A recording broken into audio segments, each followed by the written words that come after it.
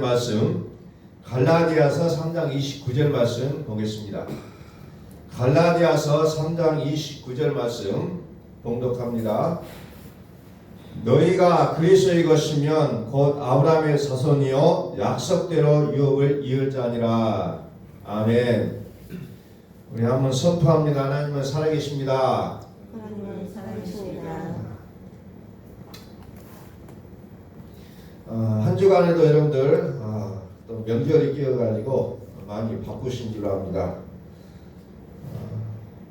명절 가운데서도 하나님 여전히 살아계셨고 우리의 삶을 친히 지도하시는 그런 것들을 우리는 목격한 삶이었음을 고백합니다.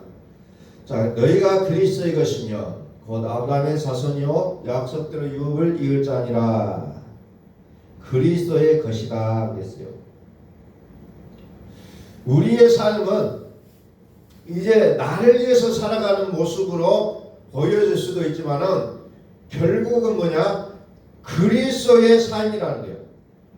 나는 오직 그리스도를 살아가고 있다는 거예요.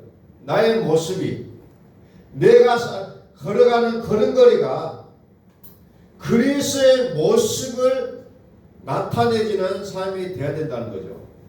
그래서 우리는 사나 죽으나 우리는 사나 죽으나 그리스도의 하나님의 것이다. 주의 것이다.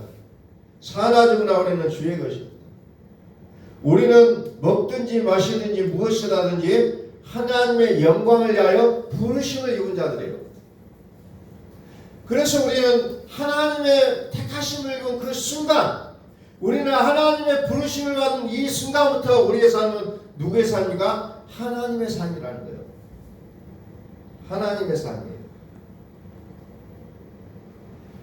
하나님의 것으로 우리는 부르심을 입은 자들이라는 겁니다. 그러면 하나님의 것이라면 우리의 모든 인생은 누가 책임져 주시냐? 살아계신 하나님께서 우리의 삶을 책임져 주신다는 사실이에요. 그런데 우리는 여전히 어떤 삶을 살아갑니까? 여전히 율법으로 산다는 거죠. 나의 어떤 경험치로 살아가고 있다는 거죠. 분리를 못 시키고 하나님의 것임에도 불구하고 하나님의 것으로 살지 못하고 우리는 여전히 과거를 끝맺지 못하는 모습으로 살아가고 있다는 겁니다. 왜 그랬습니까? 성경은 율법으로 사는 자의 모습을 어떻게 묘사하고 있냐면 로마서 2장 15절에 보니까 마음에 새긴 율법의 행위를 나타낸다 이렇게 말하고 있습니다. 마음에 새긴 율법의 행위, 하나님의 영광이 드러나야 될 나의 모습이 마음에 새긴 율법의 행위를 나타내고 있다는 거예요. 그래서 우리는 마음에 새겨진 이 율법을 끊어버려야 된다는 겁니다. 끊어버려야 돼요. 로마서 1장 16절을 보니까 성경은 또 이렇게 표현하고 있어요.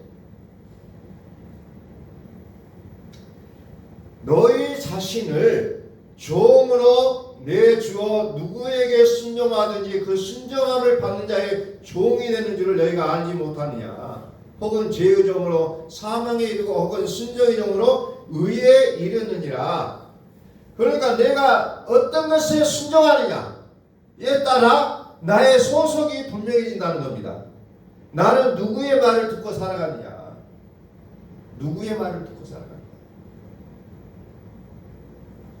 그것이 우리의 영원한 생명을 좌우한다는 겁니다. 순종함을 받는 자의 종이 된다는 거예요. 순종함을 받는 자의 종이 된다. 죄의 종으로 사망에 이르고 순종의 종으로 의에 이른다 그랬잖아요. 나의 인생을 나에게 지령을 내려주는 자가 누구냐요? 율법에 순종하면 나는 그 율법의 종이 되고 나의 영원한 생명 거기서 결정이 나버린다는 겁니다. 아니면 의에 순종하느냐, 의에 순종하냐, 그러면 나는 영생으로 간다는 거예요. 우리의 삶이 다 거기서 거긴 것 같지만 결론 나의 순종한 결과에 따라 나의 영원한 삶이 달라지게 돼 있다는 거죠. 누구의 말을 듣고 순종하고 살아가는 거예요. 그래서 우리의 믿음은 들음에서 나는데 그 들음은 그리스도의 말씀으로 말미암는다 그랬잖아요. 누구의 말이냐? 그리스도의 말을 듣고 사느냐? 아니면 마귀의 말을 듣고 살아가느냐요. 둘 중에 하나라는 거죠. 둘 중에 하나예요. 율법으로 살 것이냐? 아니면은 하나님으로 살 것이냐? 또는 복음으로 살 것이냐 하는 거예요. 복음적인 삶이 아니라 복음으로 살 것이냐? 아니면 율법으로 살 것이냐? 다시 말해서 우리는 그리스도로 살 것이냐? 라는 부분이에요. 각자가 내가 믿는 게 복음이다, 내가 믿는 것이 진짜 믿음이라고 얘기하는 시대에 살아가고 있지만은, 그러면은 그 구체적인 게 뭡니까? 그리스도로 살아가느냐예요. 그리스도로 사느냐. 누구나 다 하나님의 말씀을 거론해요. 여전히 구약의 속죄일을 지키는 데도 있고, 구약의 모든 사건들을 지켜가는 그 행위를 따라하는 모습들을 보여주고 있는 사람들이 있어요. 과연 구약의 것을 지켜야 그리스도로 사는 것이냐? 아니라는 겁니다. 십자가에서 다 이루었다. 다 이루었다 그랬어요. 성경을 문자적으로 믿는다고 잘 믿는 것이 아니라 정말 그것이 복음이 되었느냐예요. 복음이냐 아니냐예요. 성경을 문자적으로 믿었느냐 안 믿었냐 그게 아니라 복음을 믿느냐 안 믿느냐예요. 그리스도의 십자가를 통해서 모든 게 다 이루어진다. 아직도 이루어지지 않은 것을 쫓아가는 구약시대의 모든 사건들을 따라가고 있다면 그것은 믿음이 아니라는 겁니다. 한 믿음이라는 거죠. 너희 자신을 종으로 내주어 누구에게 순종하든지 그 순종함을 받는 자의 종이 되는 줄을 너희가 알지 못하느냐. 혹은 죄의 종으로 사망에 이르고 혹은 순종의 종으로 의에 이르느니라. 결국은 내가 보여주고 있는 나의 삶의 모습들, 삶의 행동들, 삶의 태도들이 나의 믿음들이라는 거예요. 과연 여러분들은 어떤 것을 근거로 하여 여러분들의 삶의 양식을 만들어가고 있습니까? 우리는 이것이 매우 중요하다는 겁니다. 요즘 뉴스를 보니까 미국의 어떤 교단의 목사님이 동성 결혼을 반대하고 잘렸어요. 목사직을 그 교회에서 쫓겨났습니다. 총회에서 동성 결혼을 반대한다고. 요즘 시대가 그렇게 변하고 있습니다. 그럼 뭡니까? 어떤 나라는 인생에 한 번은 내가 남자로 살다가 여자로 등록할 수 있다는 거예요. 여자로 살다가 남자로 등록할 수 있는 나라도 생겼다는 겁니다. 참 아이러니한 그런 일들이 벌어지고 있어요.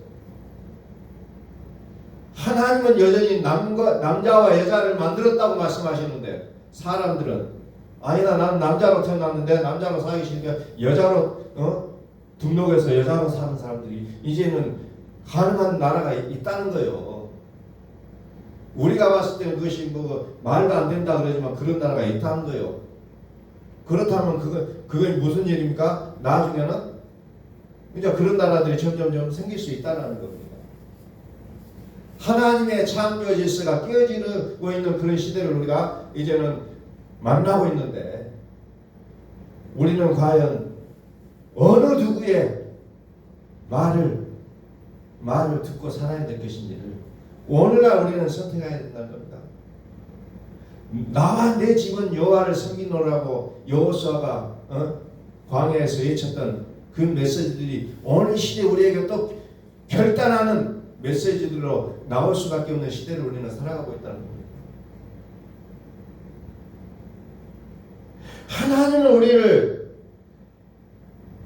하나님은 우리를 하나님의 유업을 이을 자로 선택하셨는데 우리는 그 큰 것을 보지 못하고 작은 것에 소탕되시라고 있는 우리의 인생을 우리는 보게 된다는 겁니다. 소탕되시. 큰 그림을 보지 못하고 당장에 내 손에 떨어지는 이익만 우리는 추구하며 살아가는 모습을 끊임없이 보게 된다는 겁니다. 그래서 오늘 이 시대에 우리에게도 필요한 것이 뭡니까? 너희 안에 이 마음을 품으라 곧 그리스도 예수의 마음이니. 그리스도 예수의 마음을 갖지 않고서는 우리는 세상이 흐르는 대로 우리의 마음을 팔아버릴 수밖에 없다는 거예요. 나의 생각에 세상의 가치를 심어 놓는다는 거예요. 마치 마귀가 유다에게 예수를 팔 생각을 넣었던 것처럼 우리의 생각에 세상과 타협할 수 있는 생각들을 집어넣게 되어 있다는 거예요. 우리는 그런 삶을 살아가면서 우리는 가치 있는 사람이라고 착각할 수밖에 없는 시대를 우리는 이제 살아가게 된다는 겁니다. 고린도서 8장 5절에 보면은 하늘에나 땅에나 신이라 불린 자가 있어 많은 신과 많은 주가 있다 그랬어요. 다 가장하고 있어요. 내가 참 신이다. 내가 그리스도다. 내가 진리라고 얘기한다는 거죠. 그리스도 예수의 마음을 갖지 않고서는 우리는 그것을 판가름할 수가 없다는 거예요. 요즘 여러분들 보세요. 우리가 인정하지 않는 교회들이 더 많은 사람들이 몰려가고 있는 걸 여러분들은 목도할 수 있다는 겁니다. 더 많은 사람들이 쫓아가고 있어요. 진리가 아닌 말에 사람들은 거기에 더 순종하며 나아가는 모습들은 수도 없이 볼 수밖에 없는 시대를 살아가고 있다는 겁니다. 대낮에도 그런 교회들 가보면 어때요? 주차장에 차가 꽉 차 있습니다. 사람들이 그냥 왔다 갔다 해요. 평일날도 대낮에. 오히려 하나님을 믿고 그리스도의 복음을 믿는 교회들 가보면 조용하다는 거예요. 아무도 안 보여요. 아무도 안 보여요. 과연 우리는 이러한 시대에 나는 어떤 선택을 하고 살아갈 것이냐. 하늘들과 하늘 위에 계시는 하나님을 섬길 것이냐, 아니면 내 눈에 보여지는 이 자신을 우리가 믿고 섬기고 살아갈 것이냐는 거예요.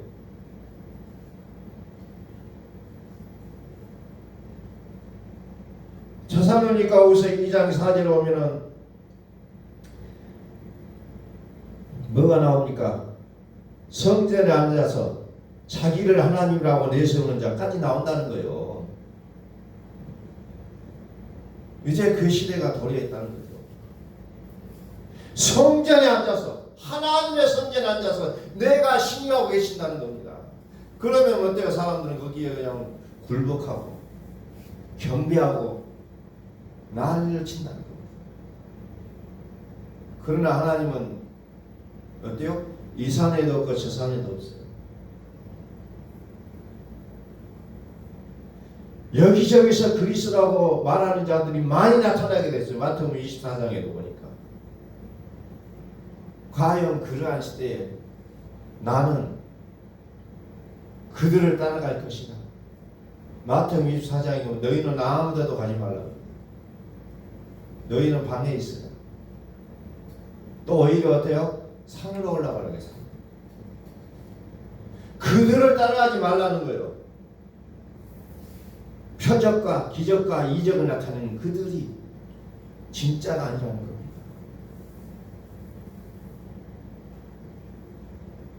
진짜는 누구예요? 빌립보서 2장 6절에 봅니다. 진짜는 누구냐? 빌립보서 2장 6절에 그는 근본 하나님의 본체시다. 하나님이라는 거예요. 하나님과 동등됨을 취할 것을 여기지 아니하시고 오히려 자기를 비워 종의 형체를 가지사 사람들과 같이 되셨고 사람의 모양으로 나타나사 자기를 낮추시고 죽기까지 복종하시니 곧 십자가에 죽으시더라. 사람들과 같이 되셨다. 말씀이 육신이 되어 우리 가운데 거하시니 우리가 그를 보니 은혜와 진리가 충만하더라. 사람의 모양으로 나타나사 자기를 낮추시고 죽기까지 복종하셨으니 곧 십자가에 죽으심이라. 유대인들이 십자가에 죽은 이 예수가 진짜인지 모르고 지금 자기들은 자기들의 뜻에 부합하지 않는 메시아라고 십자가에 못 박혀 죽인다는 거예요. 그게 그때만 일입니까? 아니요. 지금의 일이라는 거예요. 지금의 일. 나의 일이라는 거예요. 정말 정치적으로 나를 구원할 메시지가 아니라는 이유로 나의 삶 속에서 나를 부하게 만들어지지 않는다는 이유로 그 예수를 내 마음에서 십자가에 못 박은 자가 바로 나의 모습이라는 거예요.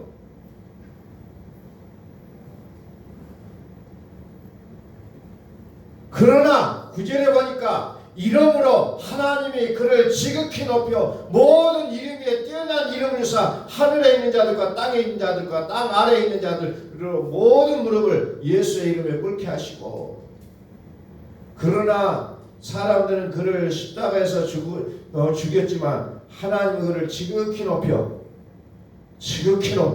모든 이름 위에 뛰어난 이름 그리스도예요. 그리스도를 줬다는 거죠. 만왕의 통치의 통치자 그리스도를 주고 하늘에 있는 자들과 땅에 있는 자들과 땅 아래에 있는 자들 모든 무릎을 예수 이름에 꿇게 하시고 모든 입으로 예수 그리스도를 주라 하시기 하여 하나님 아버지께 영광을 돌리게 하셨다. 이게 진짜인 거예요. 요란을 피우는 자가 진짜가 아니라 하나님이 세워주신 자가 진짜라는 거예요. 하나님이 세워주신 자. 근데 그분이 십자가에서 죽으셨다. 곧 산자예요. 산자라. 죽으실 뿐만 아니라 살아나신 자예요. 다시 살아나신 자. 그래서 오늘날 우리는 더더욱 우리는 무릎 꿇고 주 앞에 나가야 된다는 거죠. 나는 교회 다니니까 이제는 끝났다가 아니라 빌립보서 2장 12절 보니까 항상 복종하여 두렵고 떨림으로 너희 구원을 이루라니까요. 나는 이제 교회 다니니까 다 끝났다가 아니에요. 더 그리스도의 말씀을 들어야 됩니다. 더 그리스도의 말씀으로 들어가셔야 된다는 거예요. 나는 교회 다니니까 됐어요. 아니라는 거예요. 아니에요. 계속 우리는 그리스도의 말씀을 들으셔야 됩니다. 여기는 예외가 없어요. 누구나 사람의 모습을 취하고 있다면 누구나 그리스도의 말씀을 듣고 그 말씀에 순종해야 된다는 거예요. 나의 기분대로 살고 나의 생각대로 살고 나의 감정대로 사는 것이 아니라 그리스도의 말씀 갖고 우리는 복종시켜야 된다는 거예요. 지금 이것이 우리에게 주어진 우리의 삶이라는 것을 우리는 다시 한번 기억할 수 있기를 원합니다. 갈라디아서 4장 30절 봅니다. 갈라디아서 4장 30절. 그러나 성경이 무엇을 말하느냐? 여종과 그 아들을 내쫓으라. 여종의 아들이 자유 있는 자의 아들과 더불어 유업을 얻지 못하리라 하였느니라. 우리 한번 수업하면 하나님은 살아계십니다. 하나님이 살아계신다면 여종과 그 아들을 내쫓으라 얘기하고 있다는 겁니다. 이게 비전한 거예요. 어떻게 보면 인간적으로 보면 비정하다고 느낄 수도 있어요. 그러나 나의 생명을 멸망하지 않으려면 내 속에 있는 그 여종과 그 아들을 내쫓고 여자의 아들과 자유 있는 여자와 자유 있는 여자의 아들을 받아들이라는 거예요. 지금까지 내가 태어나면서 우리는 마귀의 자식들이라겠다네요. 이 마귀를 내 속에서 끊어버려야 된다는 거죠. 하나님은 모든 성경을 제 아래 가둬놨다겠다네요. 제 아래 가둬놨는데 이 제 아래 가둬놓는 것은 약속을 믿는 자들이 주기 위해서 제 아래 가둬놨다기 때문에 모든 것을 이 죄를 끊어버려야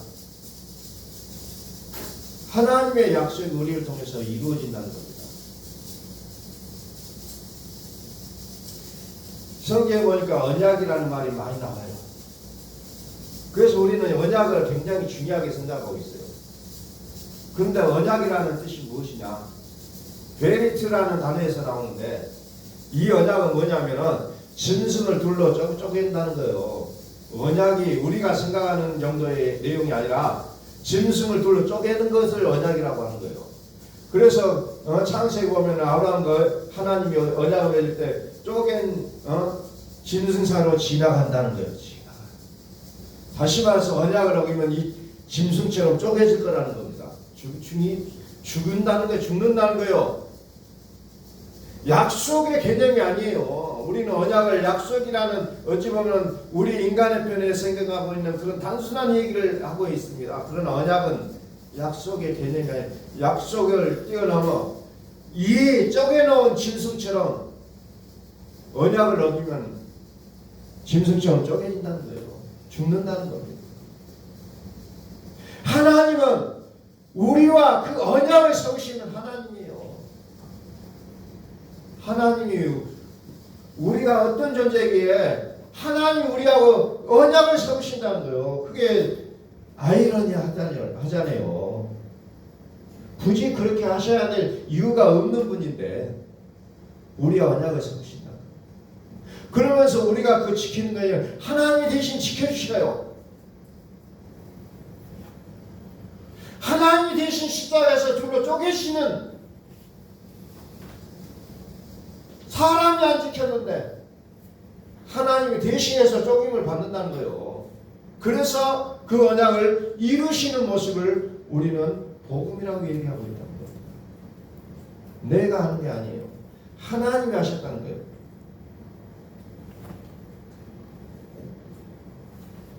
항상 복종하여 두렵고 떨림으로 너희 구원을 이루라. 요한계시록 7장 10절을 봅니다. 큰 소리로 외쳐 이르되 구원하심이 보좌에 앉으신 하나님과 어린 양에게 있도다. 우리 하나님과 어린 양에게 있도다. 구원하심. 세상에서 우리를 구원하실 분은 오직 하나님과 어린 양이라는 거죠. 그래서 요한계시록의 마지막에 가면 천능하신 이와 어린 양만 나오잖아요. 그 이상도 그 이하도 없어요. 새 하늘과 새 땅에 뭐 12진주문이 있고 각종 금은 보석이 다 깔려 있고 아름답게 묘사되고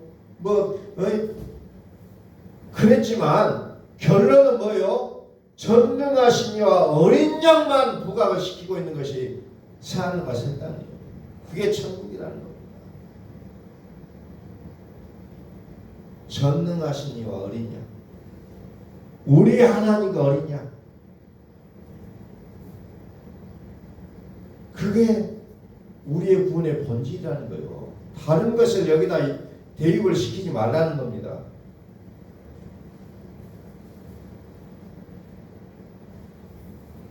(13절도) 한번 쭉 읽어볼게요. 13절. 장로 중 하나가 응답하여 나에게 이르되 흰옷 입은 자들이 누구며 또 어디서 왔냐? 내가 말하기를 내 주여 당신이 아시나이다 하니 그가 나에게 이르되 이는 큰 환난에서 나오는 자들인데 어린 양의 피에 그 옷을 씻어 휘게 하였느니라. 어린 양의 피에 그 옷을 씻어 휘게 하였느니라. 그러므로 그들이 하나님의 보좌 앞에 있고 그 또 그의 성전에서 밤낮 하나님을 섬김에 보좌에 앉으신 이가 그들을 위해 장막을 치시리니 그들이 다시는 줄이지도 아니하며 목마르지도 아니하고 해나 아무 뜨거운 기운에 상하지도 아니하리니. 참 위로가 되고 있어요.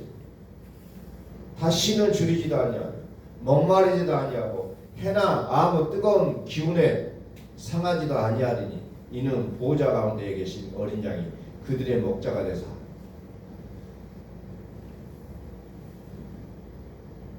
보좌 가운데 계신 어린 양이 그들의 목자가 되사 생명수 샘으로 인도하시고 하나님께서 그들의 눈에서 모든 눈물을 씻어 주실 것입니다. 이것을 베드로 사도는 뭐라고 얘기합니까? 너희 영혼의 목자와 감독 되신 이라고 설명하고 있습니다. 너희 영혼의 목자와 감독 되신 이. 다시 말해서 어린 양이 그들의 목자가 되사 어린 양이 그들의 목자가 되사 그 생명수 샘으로 인도하시고 하나님께서 그들의 눈에서 모든 눈물을 씻어 주실 것입니다. 결국은 우리 인생의 해법은 어디에 있어요? 어린 양에게 있다는 거예요. 어린 양의 피에 그 옷을 씻어 희게 된 자 그들만이 하나님의 보호와 인도와 사랑을 받을 수 있다는 것을 성경은 말씀하고 있다는 겁니다. 그래서 우리는 이 땅에서 나의 삶의 모습을 그리스도로 살아가자는 거예요. 결국은 그것이 우리가 살아갈 수 있는 유일한 기쁨과 희락. 천국은 결국은 뭐냐? 희락이라는 겁니다. 의와 평강과 희락이 천국이에요. 결국은 그 세계로 우리를 인도하시리라는 거죠. 그가 누구예요? 그리스도. 그리스도. 그래서 우리는 그리스도를 매 순간순간 묵상하고 외치고 선포해야 되는 거죠. 그리스도. 결국 나를 영원한 생명, 다시는 눈물이 없고 다시는 불안함이 없는 그 세계로 인도할 자는 오직 그리스도라는 거죠. 그래서 우리는 그리스도로 살아야 되는 거예요. 그것이 우리 인생의 해법이라는 거예요. 우리 한번 선포합니다. 하나님은 살아계십니다. 하나님은 살아계십니다. 기도하겠습니다.